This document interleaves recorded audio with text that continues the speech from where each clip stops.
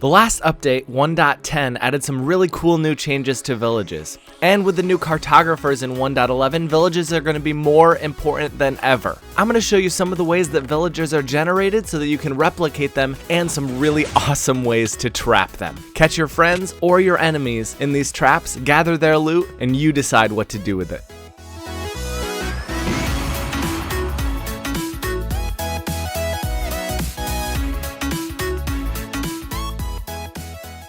Hey, this is RonnygoBOOM, and welcome to my trap tutorial series. Today we're going to talk all about 1.10 villages. They're a little bit different, and I'm going to show you how to make 5 amazing traps. In 1.10, there are new changes to villages that make them unique to each biome. The same village structures are used as before, but now the new ones use spruce, acacia wood, and even sandstone in desert temples. Because villages are naturally generated structures, most players are not suspicious at all, and not nearly enough, when they go to villages. And they will, because the new cartographers in 1.11 are going to be really sought after as ways to get some of the best items in the game. Since players don't usually explore for villages until they already have some really good items, it's a great opportunity to trap them and steal some great things for yourself. I'm going to show you how to study the new villages in ways that'll allow you to make replicas that no one can even tell that it's not a real village. For example, can you take a look at these 4 villages and tell me which one I made and which ones were naturally generated?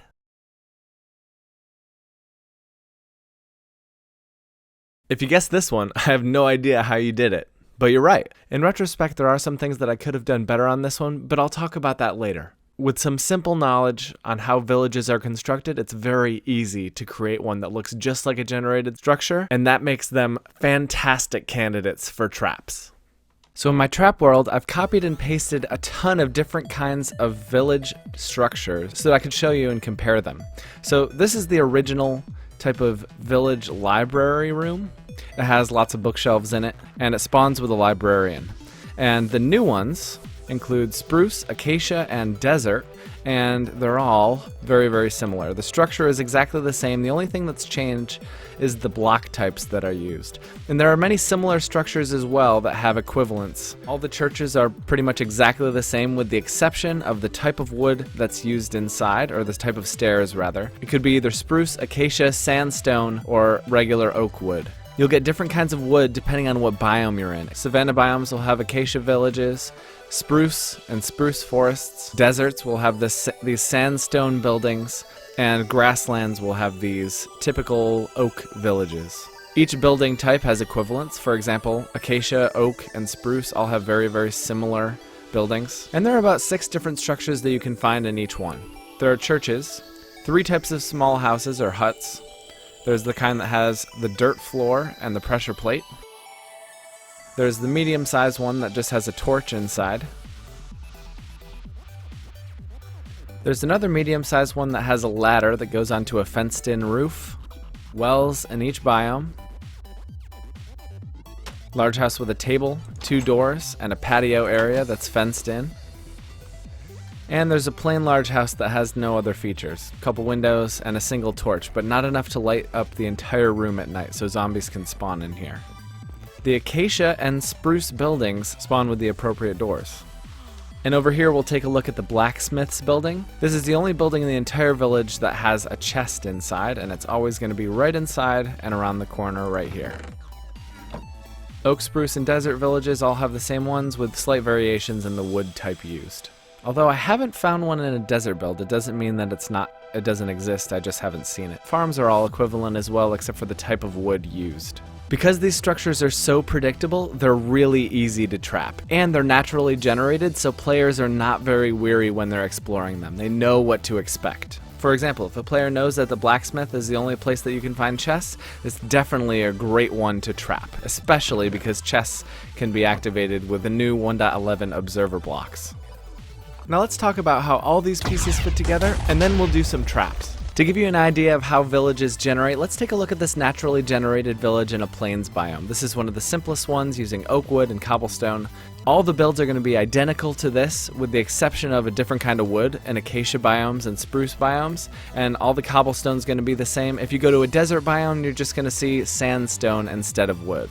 Pay attention to these paths, they're very easy to make. Anytime there is a figure 4 or a crossroad of 4, there tends to be a well in the center, although it's not absolutely necessary. Roads tend to be about 3 wide and wind back and forth with 90-degree angles. You can pretty easily find these light sources as well, although it seems like sometimes one of the torches on the road side is taken off. Although we don't always see that. They're just 3 high with a fence post, black wool, and covered around the sides with torches. Players like to investigate libraries because they have free books in them. All you have to do is break those bookshelves and you have all the books you need. Librarians also usually have some good book trades as well.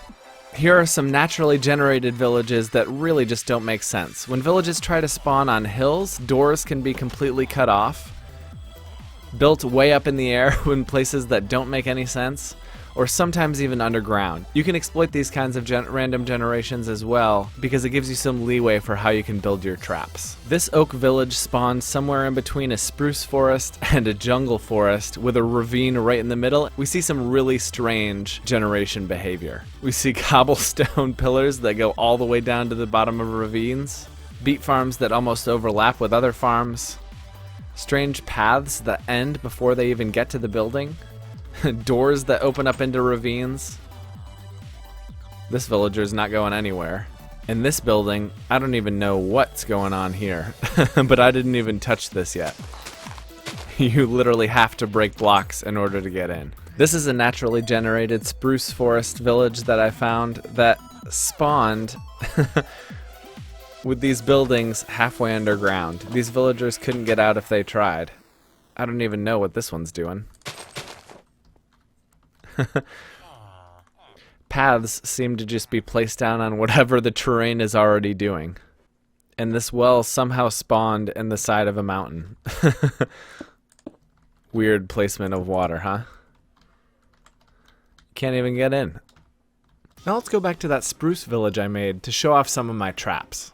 Because I built this from scratch, I was able to place things exactly where I wanted them, and it made it really easy to terraform the land to hide my traps. For example, if a player is in survival and they want to get in this door, they'll probably break this dirt block before they break this wood block because the dirt doesn't take quite as long to mine. For this blacksmith chest trap, I literally just used my flush floor piston extender and hooked it up to this chest, which has an observer block underneath, to open up the floor, killing the player. What they think is a lava trap, but really it drops you to your death. I like the idea of setting a player on fire before they fall to their death because sometimes they feel like their stuff might be lost for good and might not even search for it. Again, the obsidian, though, might give it away that it's a trap. Keep in mind when players go searching for villages, they don't always write down the coordinates immediately before they investigate the whole thing. So your trap might not even be destroyed because the player might not know where it is. Down at the bottom you might not be able to see because I intentionally didn't put any torches, but underneath these nether brick half slabs we have hoppers to collect all the items in a chest so you can grab those items from players. I'm going to go in game mode 3 quickly to show you how it works. So we start off by building a replica of the village blacksmith. This is pretty simple. It just starts with a layer of cobble on the bottom, some lava, a couple furnaces, and then wood as you see here. This is just a corner with a stair, a regular block, and then spruce fence post with a pressure plate on top. Around the corner is a little chest. You could keep stuff in it or you could leave it empty. Directly underneath this chest we have a regular block with an observer block coming out of it. That observer block points into a block with redstone underneath it, and this triggers the entire trap. If you don't know how to make a flush piston floor retractor trap, you can check out my video here. The floor retracts, opening up, dropping the player to their death into the lava, and then it closes immediately behind it with no need to reset anything. It does it automatically. This last one's a fun one, and it doesn't take a lot of resources to make. A lot of times players will come into villages and break these blocks for the books. A really easy way to trap it is just by replacing this second row of cobblestone underneath, leaving the cobblestone on either end with TNT all the way across, leaving the center one with a redstone torch on top. Make sure you put that torch on first, and keep in mind that there's also a torch underneath it right here. So there's a torch on the back of this block, there's a torch right here, turning this one to off. I'll let you see that here. I actually covered my tracks with a nice little lantern to cover that last block on the outside. Stick a torch on the back of one of these bookshelves. That torch leads to this block with another torch here, and then TNT on the sides. The player won't even know it hit them. When a player comes in to break those bookshelves, by the time they destroy it, it's already too late. They hear the TNT, try to escape.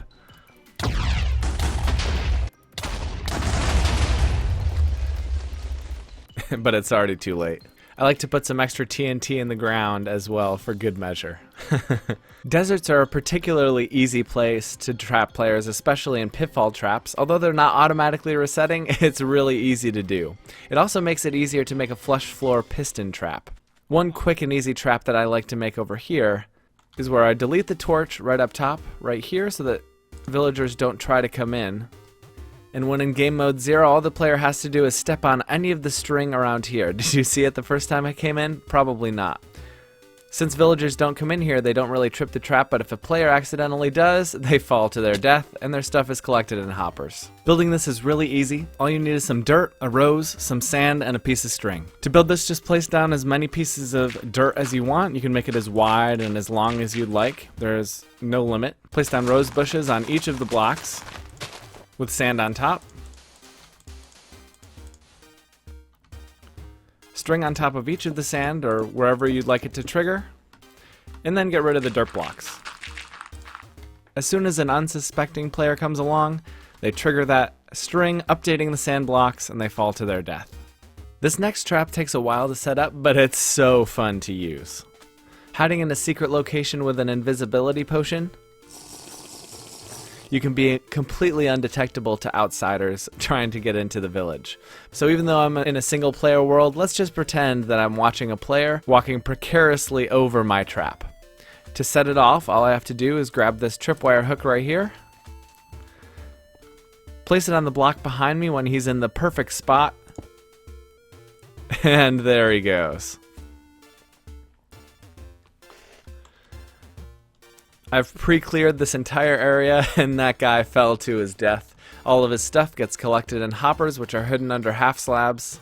And I can set up the trap again just by placing signs on pistons all the way around. If you remember from my 1.11 observer block inventions video, you'll remember that tripwire hooks can trigger observer blocks even if there's no string in between them. All you have to do is place that second tripwire hook, and this first one will trigger this observer block to trigger this piston down here. So over here I have an observer block leading into a block, observer blocks facing straight down into this piston, and it was really easy to blend into the inside of this church. If you look at this from the outside, you'd probably never even tell that it was any different. And the only changes I made to the outside were, instead of regular blocks here, I just added a half slab on top with a half slab staircase, and nothing else was different. Only the most observant players would notice this tripwire hook there, and even still, it would be really easy to hide in any other structure or building. You could even put one, say, back in a corner like this, and no one would ever know that you're placing one on the other side. Unfortunately, resetting the trap takes a little bit of time. You have to place signs all the way across and in every row. It takes me about 10 minutes to reset this entire thing. In survival, you also have to lay down a set of scaffolding blocks as well, which might take a couple other minutes. Placing signs on this piston takes a while, but once it's done, you actually don't need to put signs everywhere, just where you're going to place the sand. Sand is here. I'm just going to place a zombie down to show you what it looks like, and then pretend a player over there sees this, updates that block, fall into his death. Keep in mind you can also hook up this trap to an undetectable trigger like the ones that I have in this video. If you're on mobile, all the links are in the description as well. I've made a lot of traps recently, some very simple and some very advanced and complex for those of you redstoners who really know what you're doing. With the new cartographers, it's easier than ever to trap players in naturally generated structures. Make sure you blow up that like button, it really helps me out. And check out some of the other videos on my channel. Although I showed you several ways to trap and kill players in this video, you could also do it with a suffocator, potions, mobs, lava, drowning, falling, fire, bombs, or combat. Let me know in the comments what you want to see next. I have a new trap tutorial every week, and I also have several Minecraft Let's Plays. You should check them out. If you enjoyed this video, consider hitting that like button, and if you really liked it, subscribe, blow up that like button, and ring the bell to be notified when I come out with new videos.